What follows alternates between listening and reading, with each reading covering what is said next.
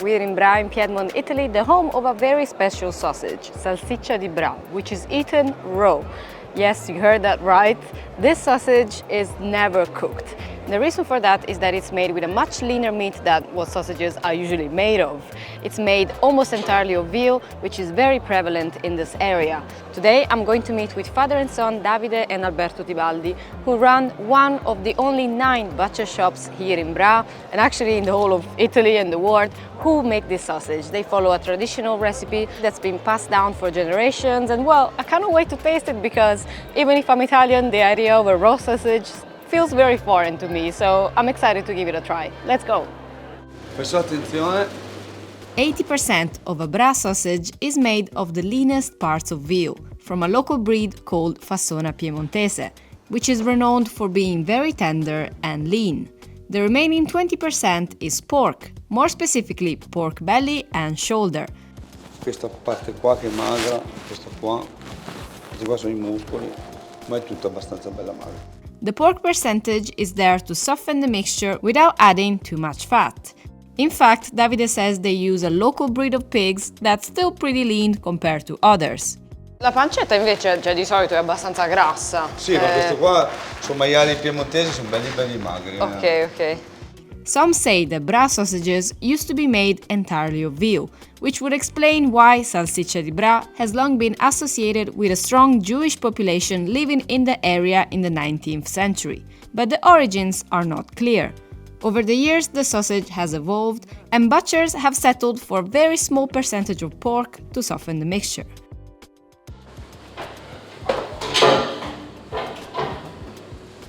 The mixture is then ground 3 times.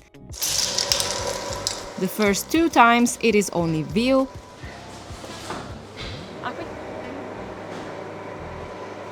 Sì, è vero, ci sono pochissime parti grasse, cioè dei puntini bianchi, ma molto è difficile trovarli.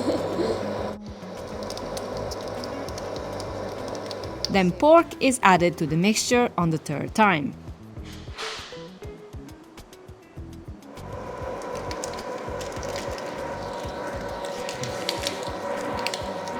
This is about 40 kilograms of ground meat.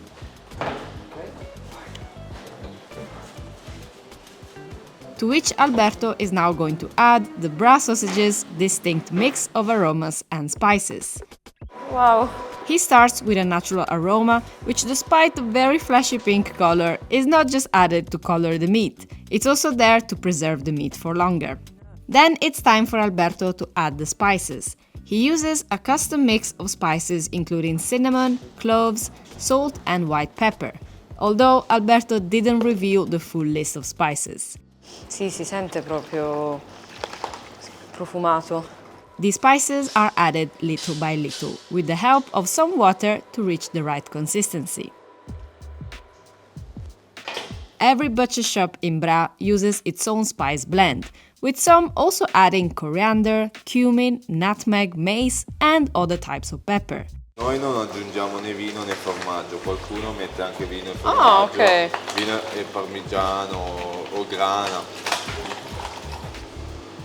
Ci sta proprio a pelo, Sì. E comunque adesso si è ingrossata la carne, perché sta assorbendo il liquido degli aromi. Sì. Ho visto il chorizo in Spagna, in Extremadura, e lì lo impastano a mano con la paprika. Bello da vedere proprio con queste mani rosse. Però devo dire che qui con questi aromi rosa fluo non si scherza. Once the mix is ready, it's time to encase the sausages. Sì, quindi rispetto a prima comunque è cambiato proprio. Adesso si è tutto uniformato. Tutto amalgamato, tutto. Sì. Poi comunque abbiamo messo l'acqua, ma non è così. Sì, è vero. Sono forti le spezie comunque. Sì. Stanno pungendo il naso. Me lo sento abbastanza. Sta aprendo le narici, sì. Alberto uses a natural casing from lamb intestine. He uses lamb because it is smaller and leaner than pigs.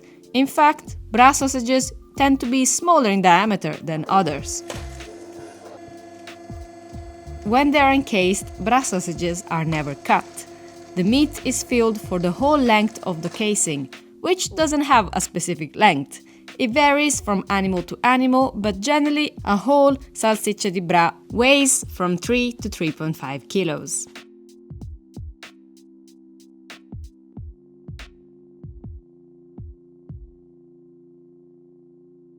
Grazie. So I've just left the butcher shop and I've got my Bra sausage right here. What we're gonna do is I'm gonna assemble it into a sandwich.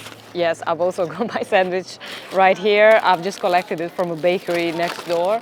And that's usually what people do. I mean, you can have it raw, obviously, as a tartare, but another traditional way to have it here is in a sandwich. Here it is. So actually it's 10:30 in the morning and yeah, this is my breakfast. Also, I'm by a bush and I can already see there's like lots of wasps that have targeted the meat. So I'm gonna try and be as quick as possible. But yeah, you can see it's like, it feels quite soft. Yeah, it feels like touching ground beef actually. It doesn't feel like a sausage because the filling as well, it's very, very light. And actually what they've done is that they have sliced through it. So I don't know if you can see, yeah, you can see the tiny sort of very, very light casing that they put.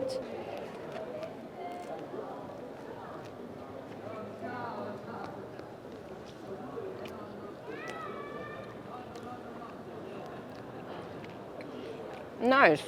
Wow. Okay. Yeah, I can feel the spices there, but it is spicy, but not in the way, you know, like obviously there are not chilies. I can really feel the fresh pepper in there. Oh, that's very nice. It does feel like a tartare, actually.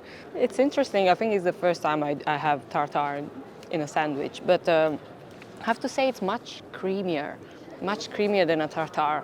And yeah, it's like melts in your mouth, the flavors sort of blending together. Actually, yeah, when I bit into it, I felt the casing, but it was so thin that I could just cut it with my teeth, so it was not too overwhelming and it didn't really ruin the tasting experience so much. It's very well balanced and the spices sort of are really the real deal here.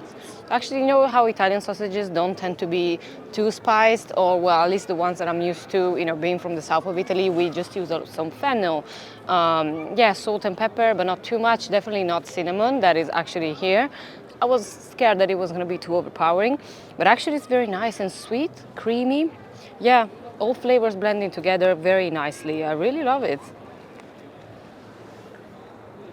This is the simplicity of like Italian products that I like. You can just walk into a butcher shop and then a bakery separately. You can assemble your own sandwich and just have it in the middle of the road.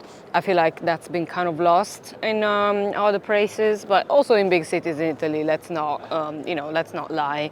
And it's still nice that you can still do that in like smaller cities. Ooh, there is a big bee flying around here. Okay, well, that's my cue. I'm leaving.